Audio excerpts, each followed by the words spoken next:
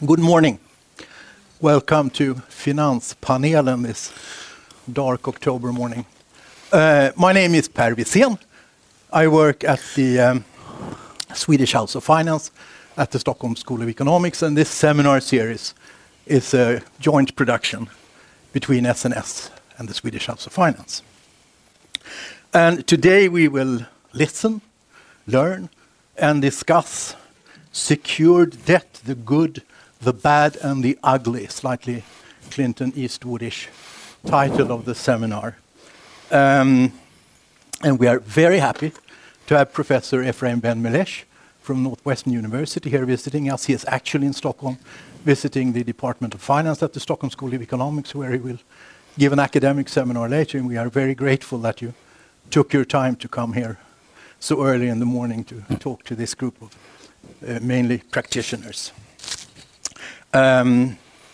Professor Benmelech, your research interests are in the field of credit markets, where you've studied contracting, financial crisis, securitization, bankruptcy, and financial distress. But you've also written extensively on the economics of terrorism and economics history. So you have a broad area of research interest. And there are more topics we would love to do seminars with you next time you're in Stockholm in that group. And Efraim Benmelech will talk for roughly 45 minutes if uninterrupted. But we agreed that let's do it sort of the academic way. Academics don't keep quiet and listen for 45 minutes. If they have a question, opinion, whatever, they raise their hands and they say it, and we can take small discussions as we go along. So please feel free to do that. Not only feel free, you're encouraged to do that. That would be sort of great to have it really interactive. And if you do, you raise your hand, and Effie gives you the word, and then you wait for a microphone, and you talk into the microphone because this is being filmed, and so we go. And we continue to 9:15, because most of us have jobs to go to, so I will not run over time, so until 9:15. So with these words, Efraim Benmelech, you are very welcome. Welcome to Stockholm. Welcome to this seminar. Please, the floor is yours. Thank you.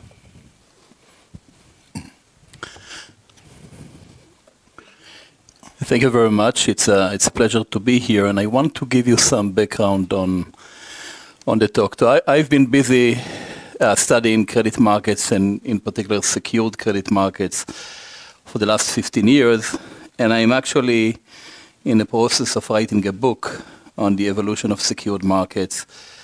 And because I also have the economic history angle, I'm trying to go back as far as we can, which is about 4,000 years. We actually have contracts from places in Mesopotamia, from Sumer, or from other contracts that we have in the tablet form, and you can see what the collateral was and what the terms were. But for the sake of this project, decided to focus only on the last 120 years in the US. And when we looked into them, we saw some patterns, mostly that secured debt has been disappearing in the US among large corporations. And we are trying to understand why this is happening. And by doing so, we came up with some explanations of what are the costs and benefits of secured debt. So hence the good and the bad. And the ugly would be mostly related to what happens when firms are in distress, or when firms are in crisis, or when the world is in crisis. So hence the title. So in economics, in law, secured debt is of central importance. It's important for the theory in corporate finance. It's important for the practice. And it's mostly the ability to seize collateral when something bad happens, that allows lender to recover some payment, which is crucial because that many credit contracts, many debt contracts are inherently risky. And there is a lot of theory that suggests that collateral protects the lender's position, and I would presume that many of you are on that side, against default or even strategic default by the borrower. And the empirical work shows that secured debt is actually associated with more lending and better outcomes. and especially when you think about a legal system that allows the creditor to take the collateral or to force repayment, the legal system has been shown to be important. So let me start with the good, which is how traditionally we've used secured debt in the context of fostering lending and economic activity. Let me start with the households. And households, it's a similar situation in most of the world, but let me focus on the US, where I live and do my research, which is that if we take the aggregate outstanding household debt in the US, and you can read the size in the US, you know, in the US there is a sizable household debt, it's in trillions of dollars. And you can definitely see the what we call the deleveraging of households in the US. Again, those are the debts of households in the US. But the point that I want to make is that when you look into the total debt, you see that the lion's share of this debt is mortgage, and mortgage is just another form of secured debt. And there has been a debate in the US whether you should make it easier or more difficult for a bank to repossess or to foreclose on a house when someone defaults. And the argument that we have been making for many years, although it's not a popular argument, is that you want to make it easy for banks to foreclose on a house or on a home, because that while it's very unfortunate for the household that is going to lose the house, it's going to alleviate any concerns about the ability to recollect the debt eventually, and would lead to, it would foster lending. So households in the US are highly levered. Most of the debt is secured. That's the case in most of the world where you have an active mortgage market, because that in most advanced economies, the main asset that households possess is the house. But even if we take out that blue part, which is how much mortgage they have, and we focus on the orange part, which is the non-mortgage debt, there is still a lot of secured debt in there. So for example, that's the composition of that orange portion that we saw, the non-mortgage debt. And you can see, for example, that a lot of it are auto loans. And auto loans are secured in the US, secured by the automobiles. And that's another market where it's very easy for creditors to repossess cars. So it's actually much easier in the US to repossess a car than any other asset. And if there is, you don't have to go to court.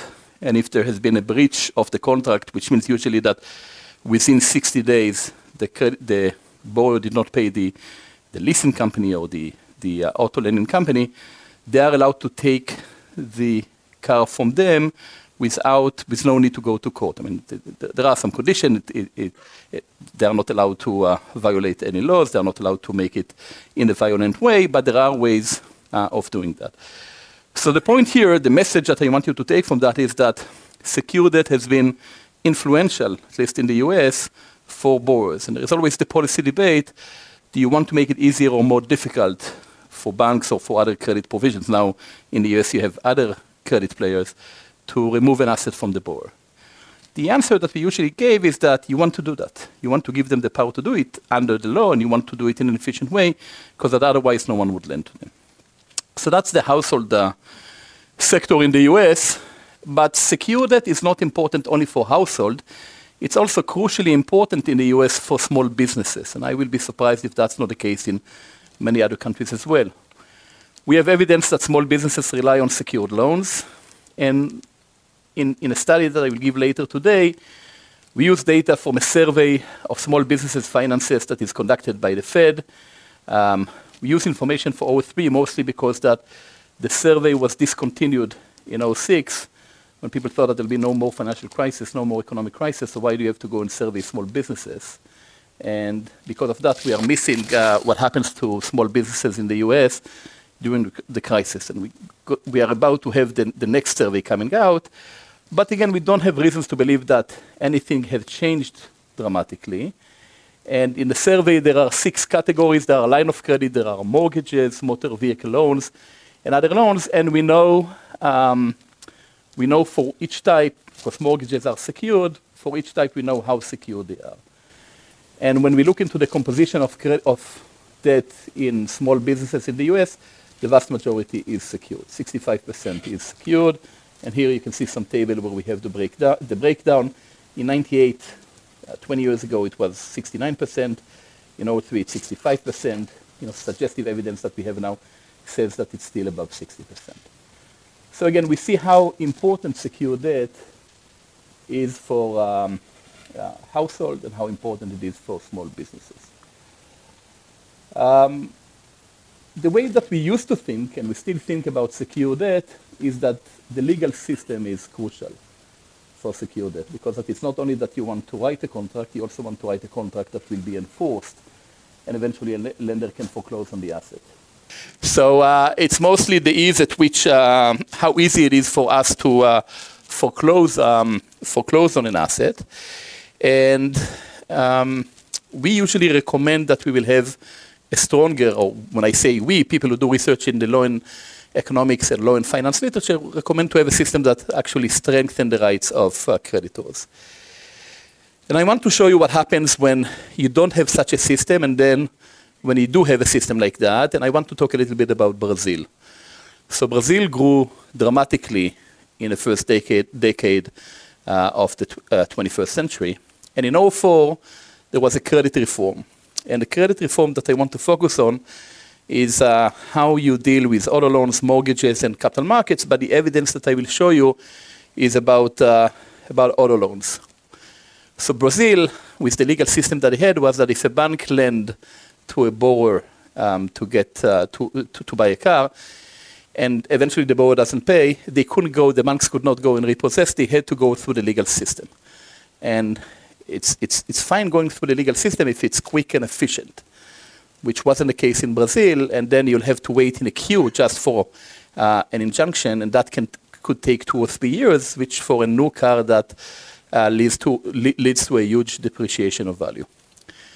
Brazil has decided to, among other reforms, to adopt the US system, which is we set the law such that if you don't pay and you send a reminder or you send a notice to the borrower, you have the right to foreclose on the car.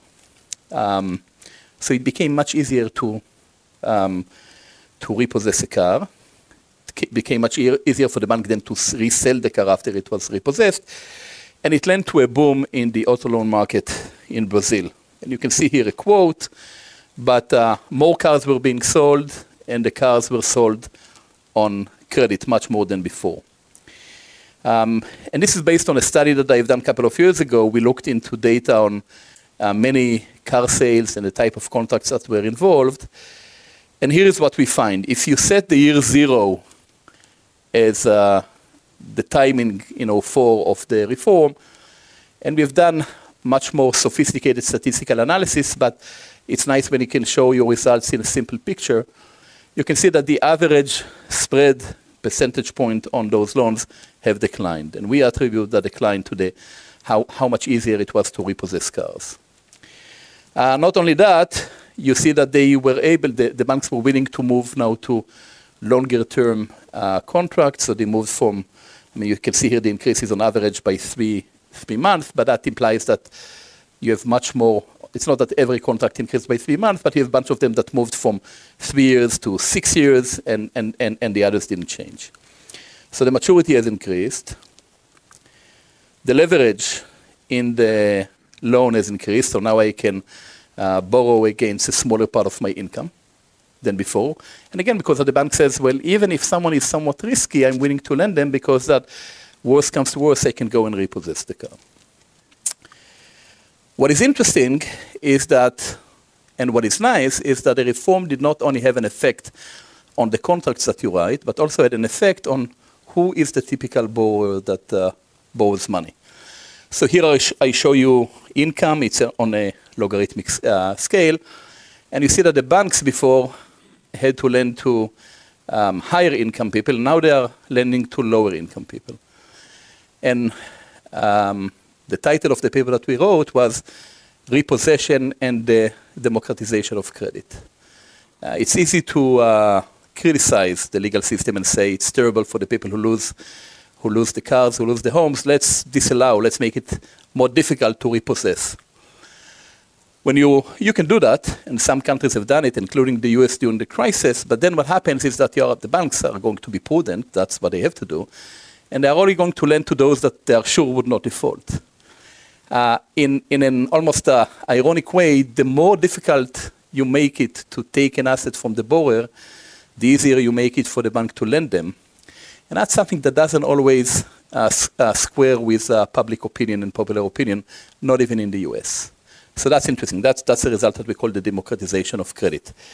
Now, when you have something like that, the banks in Brazil had sort of a measure of how risky a borrower was, and for sure also higher risk borrowers now are borrowing. So when you think about the policy implication, you have to take many factors into account. By definition, when you lend to lower income, you also have to lend to higher risk individuals. So there is a mix of result here that shows what happens when you strengthen the ability to repossess an asset. It affects the contract that you write. You can write contracts that have lower spread and longer maturity, which the consumers like. It affects who borrows, so unless we have a paternalistic view on whom shouldn't borrow, and to the extent that we value the democratization of credit, then that's a result that we should like. So I talked about the good part. What is the good part? We see that credit is very important for households. Credit is very important for small businesses.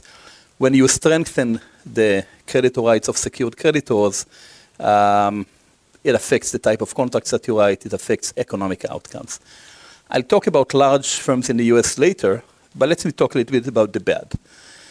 What can be wrong about secured debt? Or let me rephrase the question.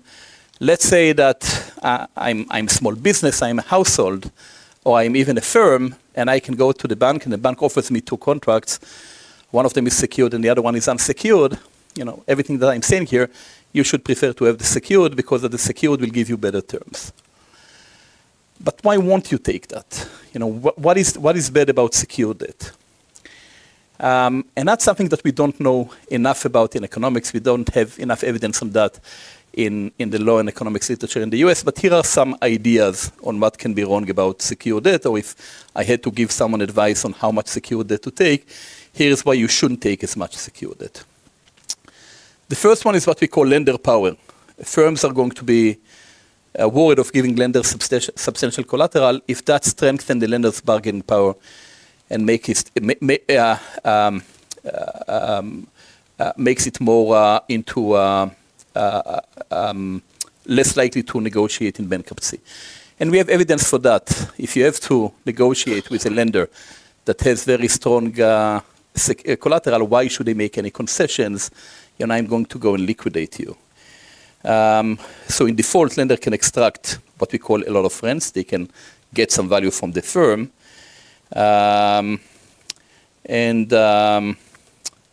The secured lender, we call it in the paper, has the firm by its proverbial jugular. They hold them very, very tight.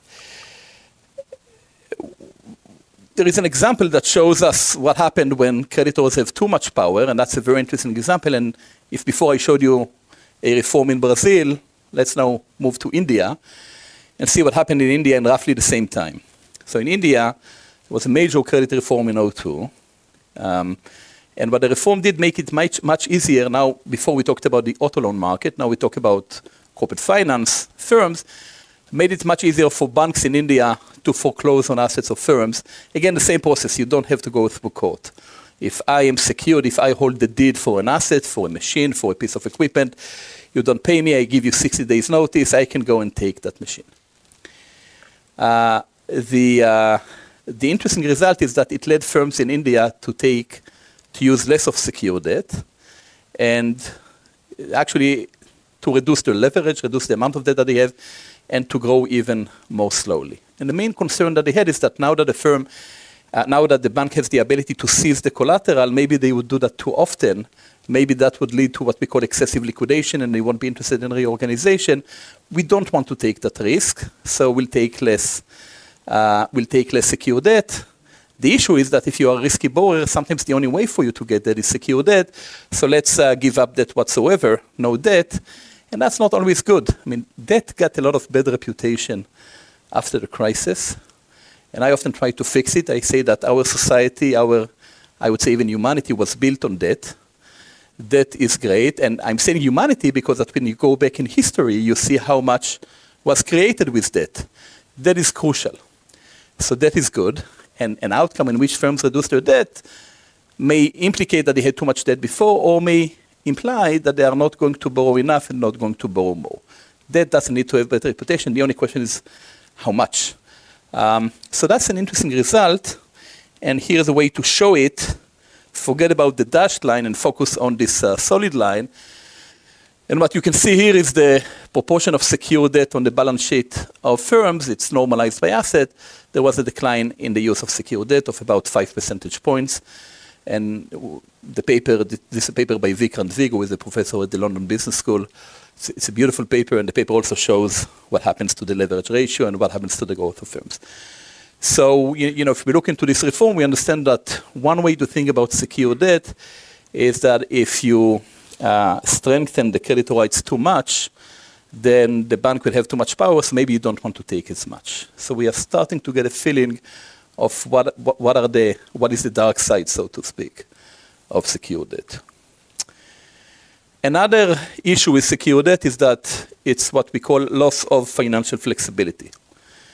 Think about secured debt as what you use as your last resort. If a firm is creditworthy, it will be easier for them to get unsecured debt, but then if they become riskier and riskier, the only way in which some lenders would lend them would be by securing it by collateral.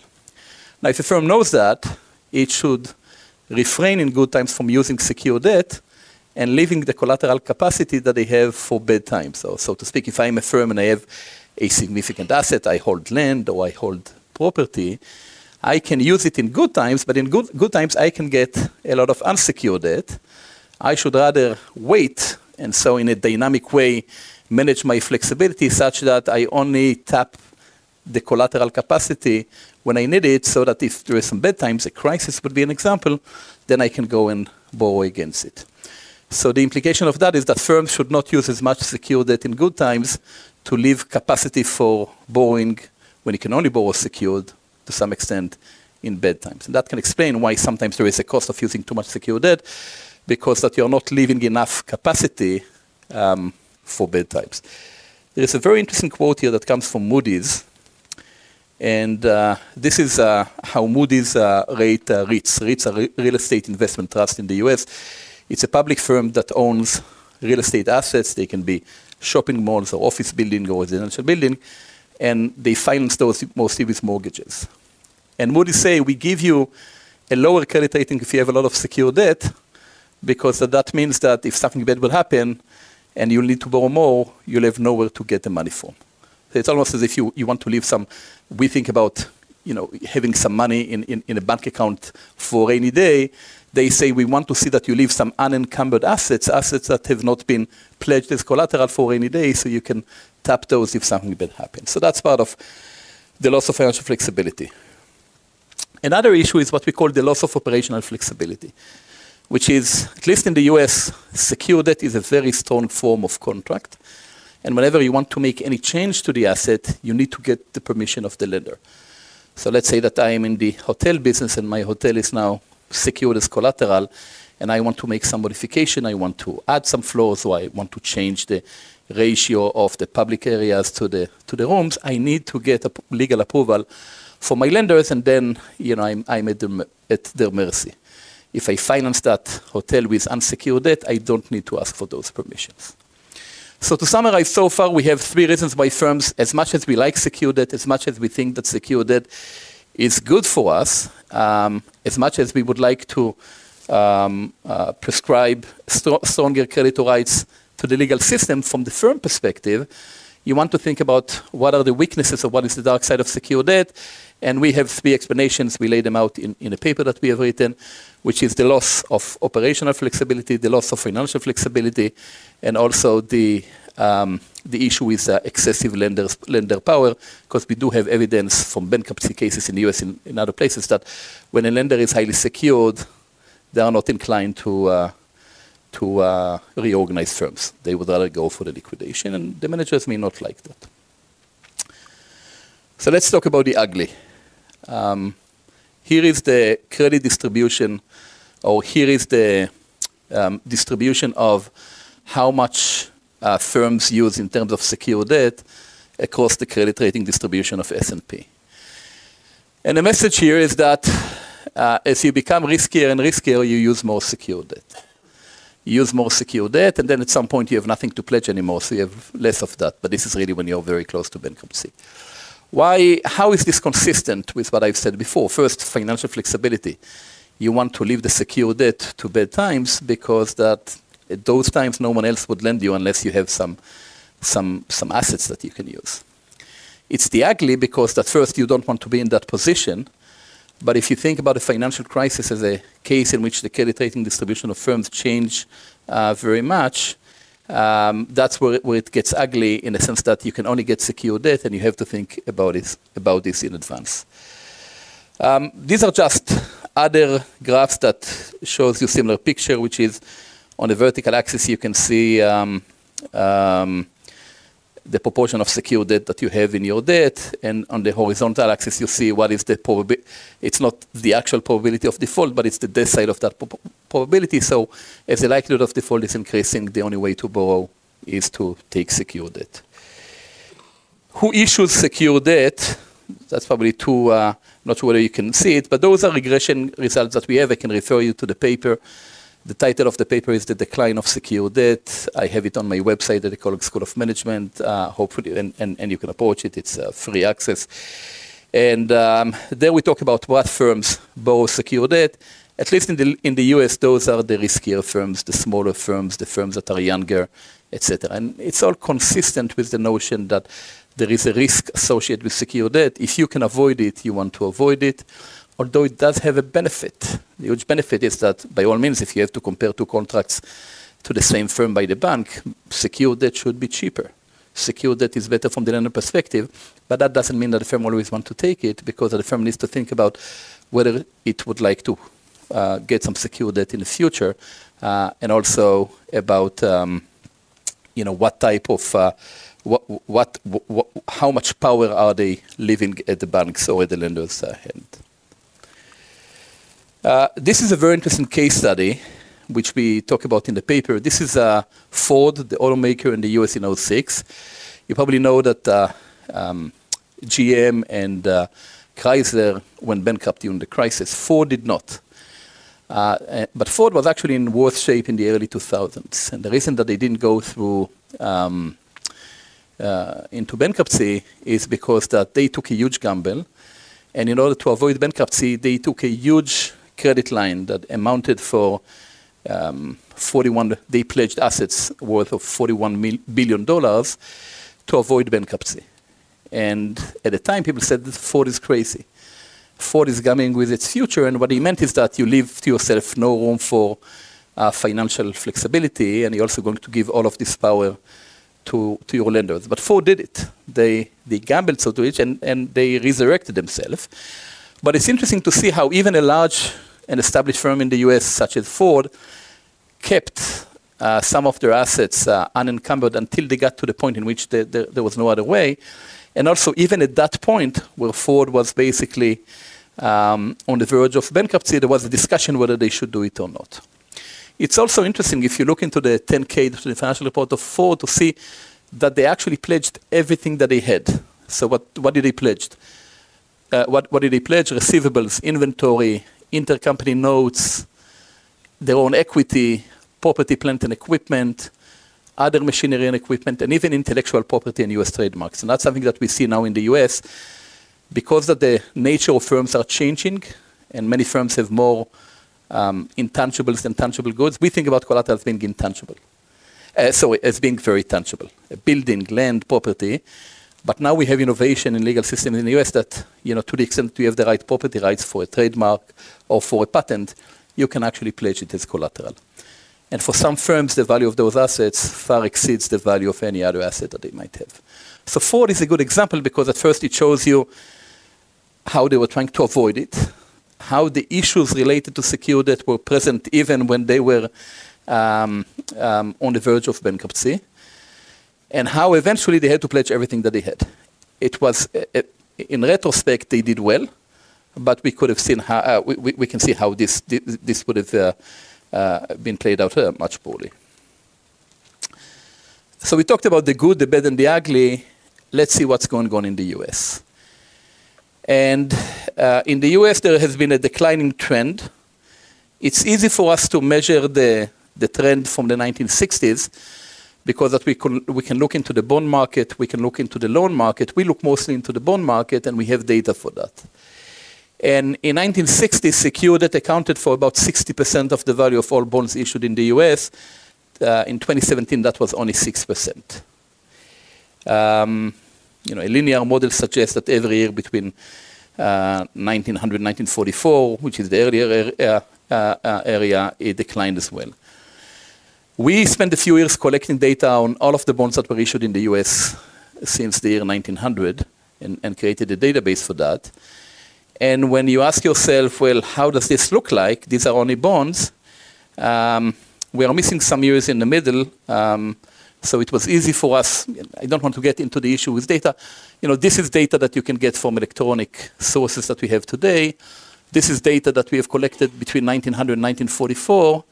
And for, the data sources are actually surprisingly not that good in the middle, but we were able to collect information for 1957, 1967, and they seem to be aligned on the same trend line, which is that secured debt in 1900 accounted for 100% of all of the bonds that were issued in the US. And today that number is much lower. And the question is why? And in trying to analyze why this happened, we have to think about, well, what has improved in the US such that lenders are willing to lend against unsecured, and many things have improved, accounting standards and reliability of information that we have. But we also want to think about what has changed in terms of lender bargaining power and the importance of financial flexibility, because that it's not only enough to say that banks are willing to lend you also unsecured. There's no argument that once you borrow secured, everything else equal, you'll get better terms, but still firms are unwilling to take a lot of secured debt, and they're willing to pay more for the debt because they are concerned that they would lose the flexibility, financial or operational, and they would also lose lose their bargaining power. This is just some other slides to convince you that the results are not driven only by bonds. So when we also include loans, we see similar trend, although recently there has been some surge in secured debt. And another thing is that at least in the US, there have been a change in the composition between bank loans and bonds, and some people are concerned that our results are driven only by the bond market. The truth is that in the US, the bond market since in the last 30 years far exceeds the loan market. And here is a way to look into it. The red line, sorry, a second. The red line shows you the bond market. The blue line shows you the loan market.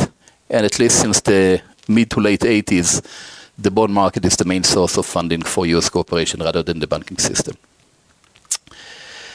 Even when you look into loans and you ask yourself commercial mortgages, which are incredibly important in secured debt, what fraction of debt are they? And there has been a declining trend. It was a peak before the crisis because that land value has increased so much, but since then we are down to the trend that we have before. So it used to be 40% in the mid-1940s, and now it's about 15%. So again, we see the same trend that firms are trying to stay away from secured debt in the US, and we are trying to understand this phenomena because that the theory and what we know about secured debt is that it's so beneficial from you, but apparently the implied cost with secured debt for firms are very high. Households have no other choice because households cannot issue equity. Very hard for a household to take significant amount of debt that is unsecured. One can take a credit card, but there is a limit to that. But firms can do better. And they seem to be staying away from secured debt. Second. Okay, so let's talk again about the explanations. Some of them I've mentioned before. Why did we see a decline in secured debt? We focus on two sets of explanations. The first one is the greater tolerance of credit suppliers to live in credit unsecured. We see more and more of that in the US, that firms are willing to leave credit unsecured. The second one is the one that I've stressed before, which is the greater discomfort that borrowers have in pledging collateral. And again, the loss of financial flexibility, the loss of operational flexibility, and the increased bargaining power that the lender would have. So, In the paper, we show that accounting standards in the US have improved dramatically since the early part of the 20th century.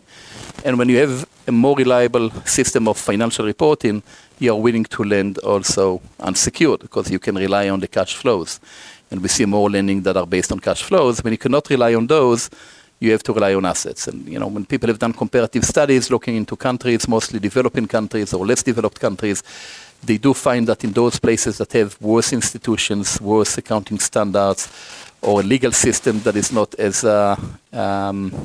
receptive to governance, you see more of the use of secured debt.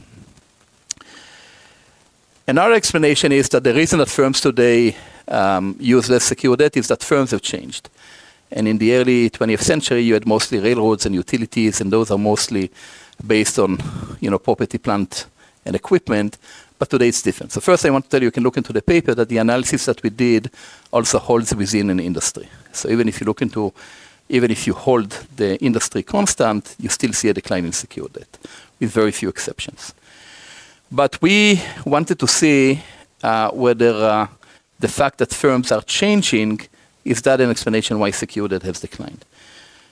First, I want to establish that firms in the US have changed. What you see here is what we call tangibility, which is the ratio of property, plant, and equipment, those hard assets, to total assets in the US from 1965 to 2017. You can look into the mean, to the average, or into the median, and it's very clear that we see the new economy. The new economy is reflected in the balance sheet of firms. Tangibles are being less important, intangibles becoming more important. So maybe that's the reason. Maybe the explanation for the decline in secured debt is that firms are changing, they don't have that much to pledge. And that's an explanation that some people have proposed. We reject that explanation in the US because that the US legal system found a way now to pledge intangibles. And let me go back a few slides to the Ford example. And at least in the Ford example, you can see that you think about a firm such as Ford, and you think that mostly what they have is property, plant, and equipment, but they only pledged about $10 billion in property, plant, and equipment, where they pledged $8 billion of intellectual property. Even for the great industrial firms, when they come to pledge assets, it's almost the same amount of intangibles relative to tangibles. Not to mention the receivable inventory and all of those, and the equity that they pledge. So when I saw the Ford case, I thought that it cannot be that it's the decline in tangible assets, because Ford is, again, it's an industrial company that has led to the decline in secured debt. And it led us to the following test, which I want to show you, which is here. And let me try to make sense of what you see here. I think that there is a lot to learn from this graph. So let me explain what we see here. We ran a regression of how much secured debt a firm has on its tangible assets and some other controls. And what you see here, so we ran that regression every year. Think about this as the correlation, so to speak, the partial correlation between secured debt and how much tangible assets that you have, and we expect it to be high. But we ran it year by year, which means that we can look into how that correlation changes over time. So on the vertical axis, you see the correlation. On the horizontal axis, you see the time. The correlation used to be fairly high, around 30% in the 1980s. That's as far as we can get with balance sheet data that also have information on secured debt. And you see how it declined. So today, to use secured debt, I don't need to have as much PP&E. Because I can, at least in the US, we have legal features to secure patents or intellectual property. And you see that there is a decline. So that's interesting to see. Again, it's not only that the results are not driven by changing in the nature of the firm, but you can also see how there is, when you have innovation in a legal system that allows you to pledge and to account for the new economy, you can still secure those assets. So that's one message here, the overall decline. The other message that I want to relate to financial flexibility and to the ugly is you see there is a jump here. The jump is in 08, 09. When there is a crisis, no one cares about your intellectual property. They want to see hard assets. So, what's the message here again is that in the long run, yes, we can account for the change in the nature of the firm, and we have accounted for that. In crisis, the ugly is that you can only borrow secured debt, and not only that you can only borrow secured debt, we want to see land, we want to see building, we want to see stuff that we can use, and it's evident here. And it also goes back to the rationale of firms that they don't want to lose operational flexibility, because that if a firm needs to some extent take into account what can happen to me individually, but also I might be doing fine, but there is a crisis, and now what do? Well, you want to leave some untapped collateral capacity, actually hard assets for a rainy day. So that's a result that we thought was very interesting. So let me try to conclude what we do. We documented that steady decline in the share of secured debt in the US. And the decline was likely driven by improvement in accounting information and legal protection that gave unsecured creditors greater confidence in their debt claims. The decline has to suggest a dark side of secured debt that has been omitted from the analysis so far, which is that it's not only enough for firms to be able, for banks to be willing to lend me more unsecured. It's also that I have a preference to take unsecured, even if secured gives me better terms. And for that, we mentioned those three explanations that we have, and maybe there are even more explanations. So the dark side of secured debt is a topic that we highly advise that firms would take into account. They have to keep in mind their dynamic financial flexibility and operation flexibility if needed. We saw that there are two sectors, so to speak, that have to rely on secured debt. Households, it would not change. It will be very hard to enforce equity contracts on households. It's an idea that most of us don't like. But secured debt is a way to do, and that's why mortgages have been so powerful and probably are going to stay so powerful even in the future. The same is for small businesses. In some cases in the US, it's very hard to separate a small business from a household. But even for the larger small businesses, and here I have to say that the US has a cutoff for small business of 500 employees. So less than 500 employees, you're a small business. In some other countries, that's a large business. But even for firms that have 100 or 200 employees, we often see that they rely much more on secured debt than any other form of debt, just because that we don't have as much available information about their performance.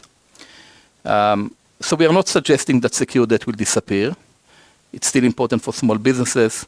It's still important for households, and it's still important in countries with less developed institutions.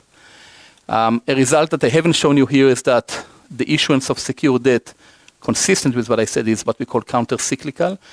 You see more issuance of secured debt in bad times and less issuance of secured debt in good times. And again, that's why we think that corporations need to think all the time on how they think dynamically of how much secured debt that they have, because eventually, if you run out of legible assets, you cannot use them, but then you can never predict when the next crisis would take place.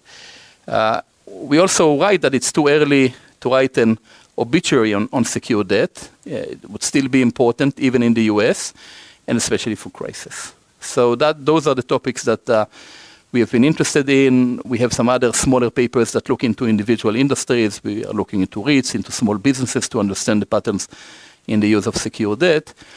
And the big plan for what I plan to show in the book is how secured debt was always relied on traditional assets until the second industrial revolution, until roughly the 1860s.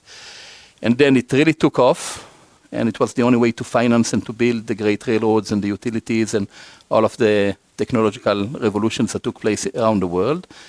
And it's the last 50 or 60 years that we see less reliance on secured debt, and we think that it's driven again by improvement in institutions, but also by the fact that firms are more aware of the costs and risks that are involved with secured debt. So thank you for having me.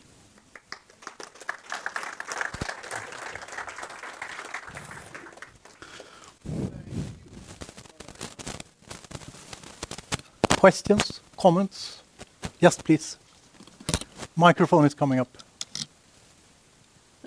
Hi, Sara Jetlin, Stockholm University. Have you seen any connection between the proportion between equity and debt as a financing form and the proportion between secured debt and unsecured debt? So the results that we have here are mostly between secured and unsecured. We also looked into equity. I don't remember the numbers themselves, but I do not remember the numbers themselves. At least in the US, the share of the importance of equity issuance in financing investment is not very large.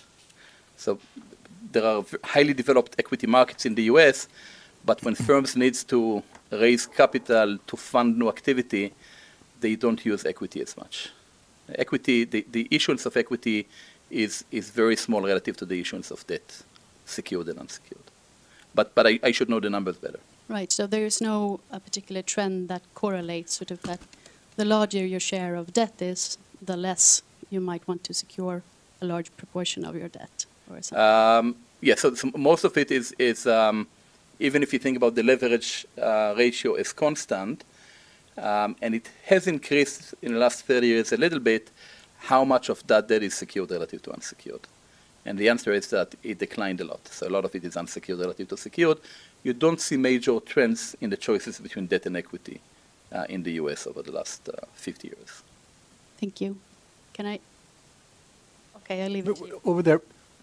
Okay. Okay. Okay. You got the microphone. Not going to give it away, sorry. Alf Stenqvist, the Swedish Export Credit Agency. I'm thinking as an alternative explanation that the bond market has developed and more firms are seeking bond financing, partly as a way of diversifying its funding, but also that the banks cannot take all. And the bank, I mean, secured debt for me is often tied to the bank debt. So it's also a development that it's more difficult to use secured bonds at the market. Could that be an explanation as well? So it's an interesting idea, but we do see earlier on that secured debt. So in 1960, 60% of the bonds were secured, and we still see it. It's not that difficult to write a contract to have an indenture for a bond that is secured. In the past, we have seen it. We see most of the decline in of the use of secured debt in bonds. Maybe it became more difficult to do it over time. We also see in loans, in credit lines, when we look into the data, although they are more secured, in general they are more secured than bonds, we also see a decline in loans. So it's in the paper we devote a section to the substitution between bonds and loans. In general, in the U.S., as large as the financial system is in the U.S., the large U.S. corporations are too big, even for the giant banks in the U.S. If you think about the financing needs of major firms in the U.S. now, they are too big for a bank or even a collection of banks. If you think about that's a firm that doesn't borrow that much, but if you think about Apple Corporation that has a market capitalization, only equity of about $1 trillion, Amazon that has been flirting with the $1 trillion threshold in recent years and now over $800 billion, and other firms that are getting close to it, those type of firms, if they now need to finance $50 or $60 billion of investment, would be unlikely to do it with a single institution, and sometimes even unlikely to do it with a syndication of banks. And that's why when they have to raise capital, they rely on the bond market. Amazon has done it all the time. And at least Amazon now has many assets that they can pledge. And the question is why aren't they doing it? But the short answer is that it seems to be unlikely driven by substitution between bonds and loans. We have seen secured bonds in the history, and those have been disappearing. Unless it became much more difficult to write those legally, and we don't know it, this doesn't seem to be the likely explanation. Please. Yeah. I'm an entrepreneur, and I work with tech startups, so I'm a typical representative for small businesses, I guess. Did I understand you right that there is a scientific evidence from some markets that banks who have increased power through secured debts, that they would be more inclined to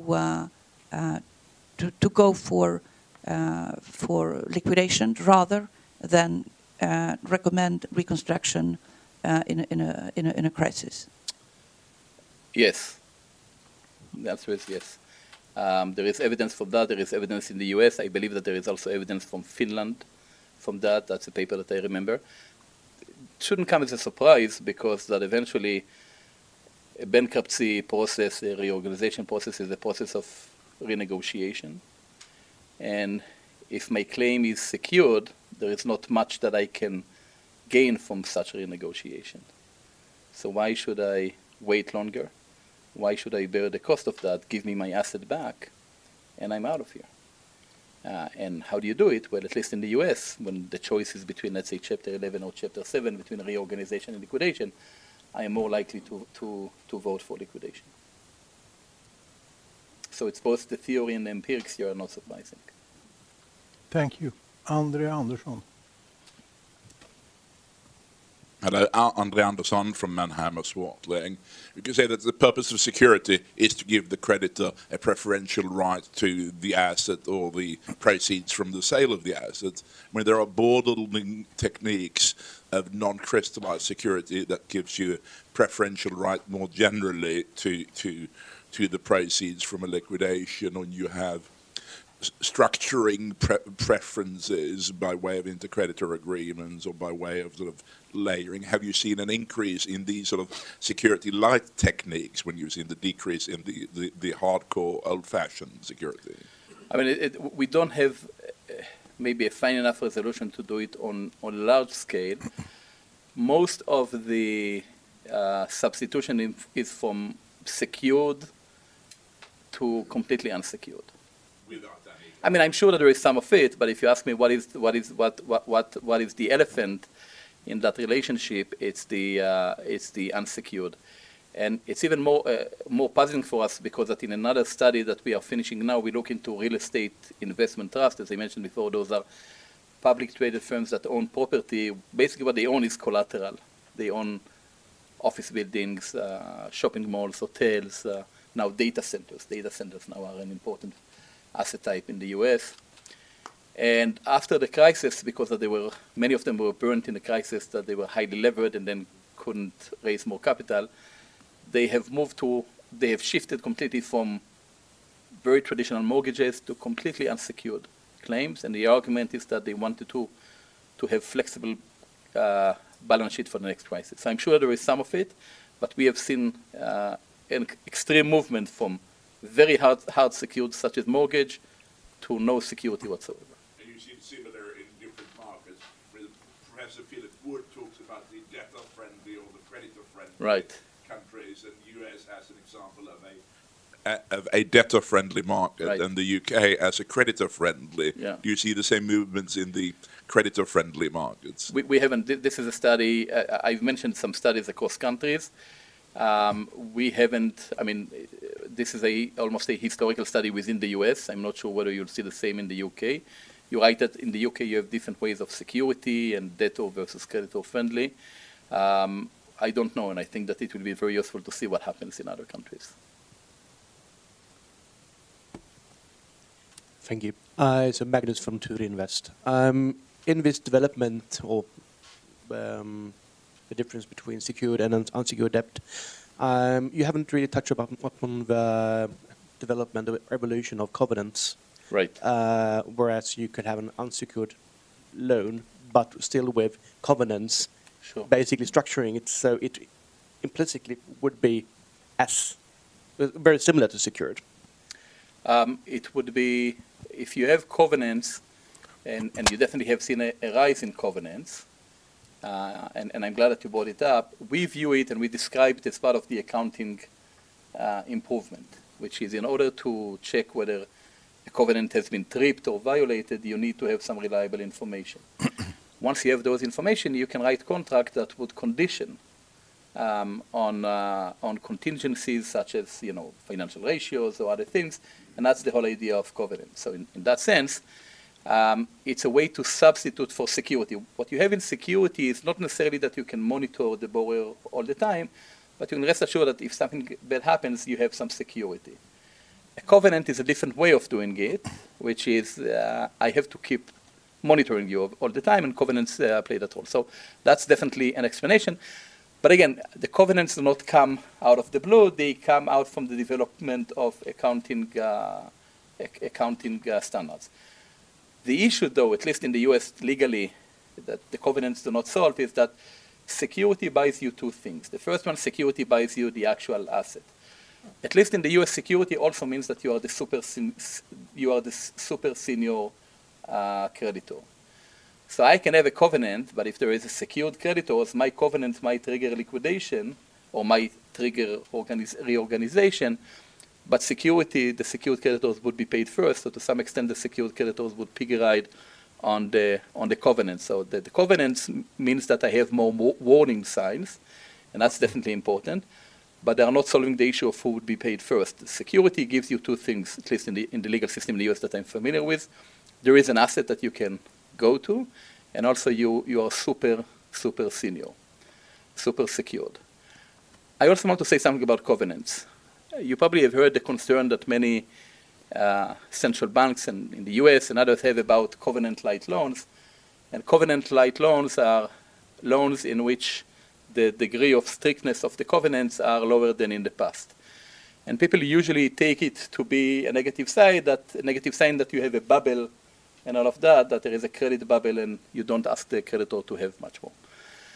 You can apply the same logic that we have for secured debt to covenant, because when I told you that as a borrower, I don't want to have too much secured debt in good times so that I can tap the credit market in bad times to preserve financial flexibility. And I think that I would argue that many people would agree with that notion. The same holds for covenants. In good times, I don't want to tie myself into all of those covenants that are constraining me, and then comes the crisis, and I cannot do much. So I would try to use covenant-like loans in good times, and then I know that in bad times, there'll be many covenants. The fact that we have covenant-light is not necessarily an indication of a bubble. It's an indication that that's the right thing to do. I mean, if you're going to constrain yourself always in good times, maybe there'll be no bad times, but the good times will be quite bad. And the argument that we are trying to make is that you always want to preserve that financial flexibility. It's subject to some macroprudential constraints, but if we are going to always demand secure debt, we understand that's not desirable. It's also not desirable, I would say, to have always strict covenants in the loans, because that then credit market doesn't build up enough. Covenants, an important innovation have been around for 70 years, but really took off in the last 10 or 15 years, can apply the same intuition, and covenant light is not always a bad idea. We have a question. While you get the microphone, I have a number of questions, but let me take one. There is a debate in Europe.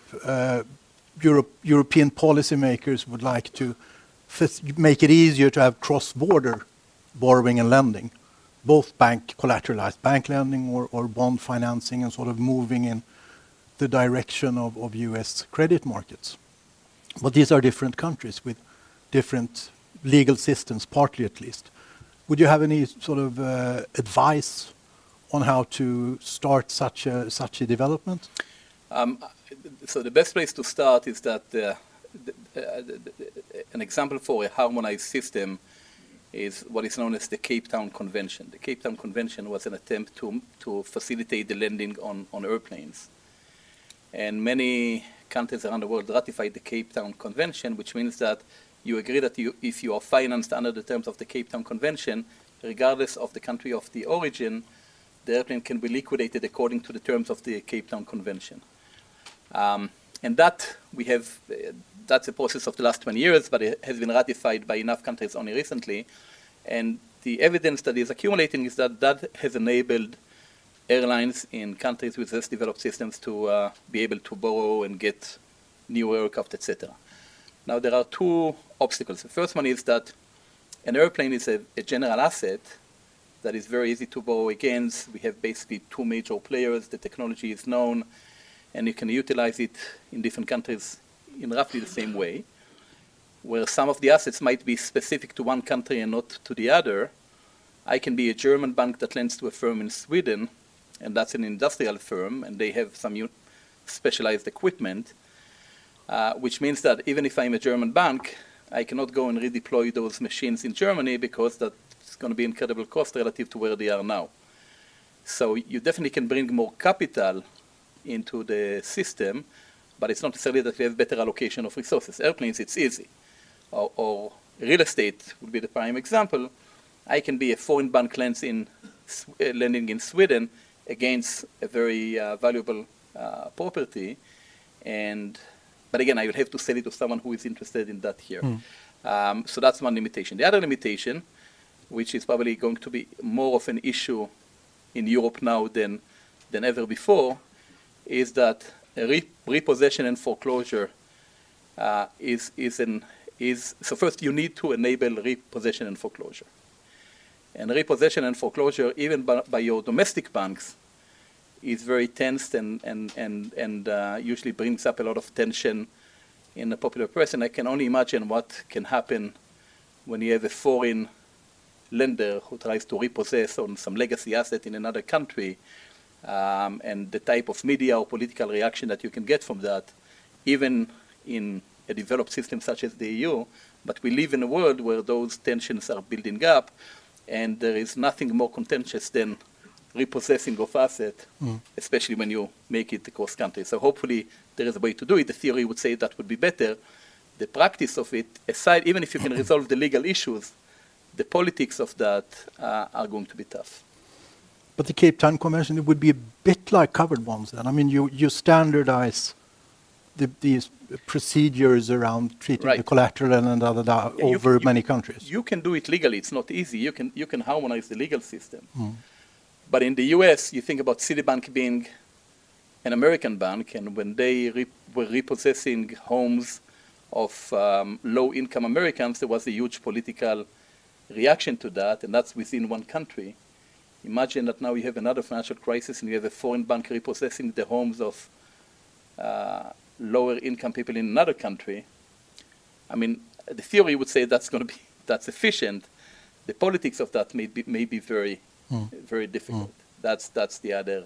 That's the concern.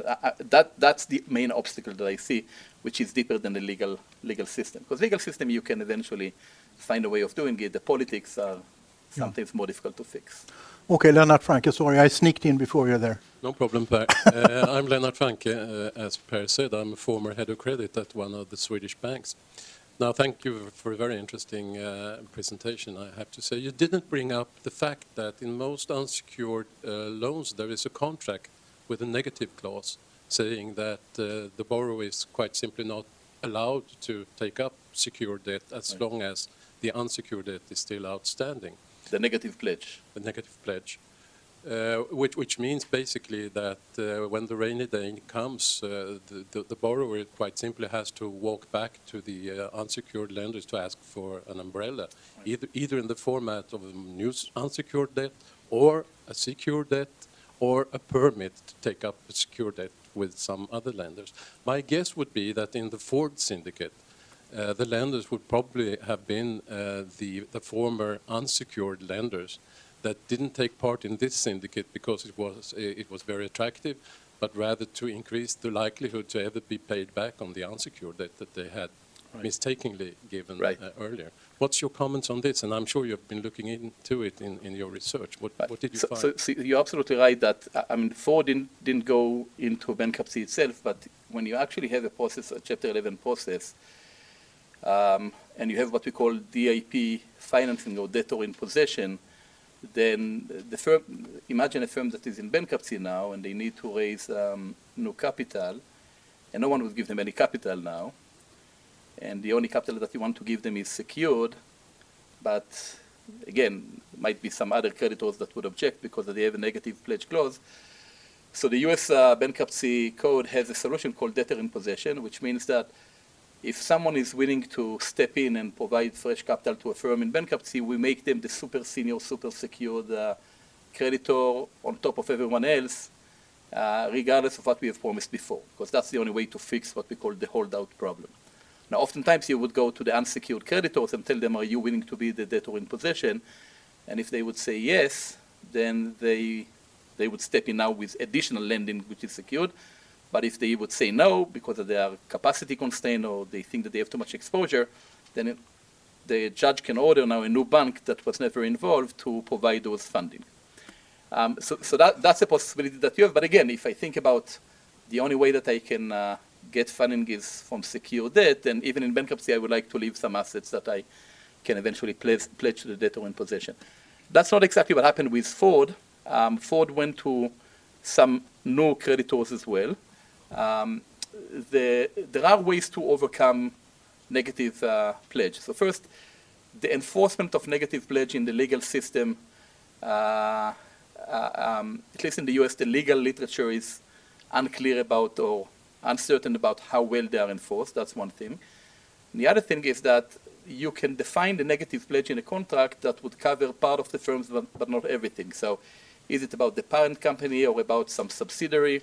And then I can write the negative pledge about the subsidiary, but then the parent can pledge something else. That's one solution. The other one is that a lot of the, sometimes the pledge of the assets, which is more common in the US than in the UK, where you have what we call fixed charge relative to floating charge, you can specify a claim against some specific assets, which you can shield to some extent from the corporation. So definitely having a negative pledge would prevent some of it, but there are legal solutions for that.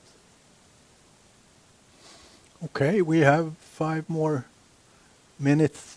Don't see any hands. In that case, let me. So if we look ahead 10 years into the future or so, and at the trends you've been talking about, would you expect them to continue the sort of less and less use of collateral? The first question. And the second about the quality of the collateral and the transparency, the unencumbered assets. It's become a big issue in banking, sort of the amount of unencumbered asset. Is there a risk when the next crisis hits that the firms sit with their unencumbered assets, but they will turn out to be very hard to value? Right. Because they are sort of changed, yeah. I think that the trend have already gotten to a very low level, so it's very hard to go down from where we are now. Okay. We have seen some evidence in the last 2 years that there's been some increase, but again, it's very far from the historical levels. But the cycle is what is important. And in the paper, we look into, we have data on bond issuance in the Great Depression through the 1920s and 1930s. And you see how even before the Great Depression, the issuance of secured debt has declined slightly. Then comes the Great Depression, it all comes secured. We saw similar patterns in the US. So the trend is probably almost gone because that we have gotten so low. But the cyclical component is now very important. So another financial crisis, it will go up during the crisis. And it's incredibly important for firms to preserve those borrowing capacity and to have those traditional assets, because that as much as we see that was the result, as much as we see the improvement and the legal innovation in what you can pledge, in crisis it seems that people go back to fundamentals and go back to hard assets that are easier to value, for example, and it's easier to assess the market for. So I don't know what will happen in the next 10 years. I think that the trend is probably gone. Maybe there'll be some increase, but to the extent that we'll have another cycle, so then you always see, I mean, in the 2 cycles that we have looked into, I shouldn't say we always, you see an increase in the issuance of secured debt. Well, it would seem to be an important factor in valuing a firm. It sort is. of the stability of the unencumbered assets, It is, the and quality of them, and the quality of them in a crisis, not Right. least. It is, and you saw that Moody's, they say that we actually went and estimated that they take it into account in determining the credit rating.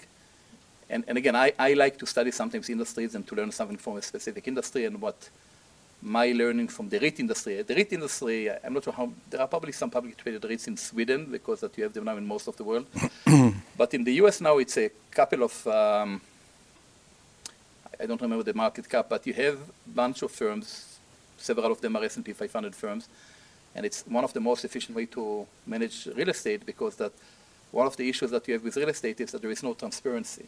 Transactions don't take place very often, and mostly you have non-public firms involved, and there is no information. And in many countries, when you think about what is the most corrupt or what is the sector that is most prone to corruption, it's usually real estate, because of the involvement with local governments, because of the lack of information. Real estate investment trusts are a huge innovation, because that the firms have to report in the financial reports. They report on every transaction that they do. They report on every property that they have. And what we see in REITs is that they have learned the lesson from the crisis because they were burnt once. And what they are doing now is they're trying to to decollateralize, even at a high cost, just to avoid being in a crisis without collateral capacity. And I think that that's an important lesson for firms in general. Okay. Any more questions? I don't see any hands. In that case, thank you very much for coming here. You have another seminar coming up soon, so you need time to rest. Thank you very much. Thank you. Thank you.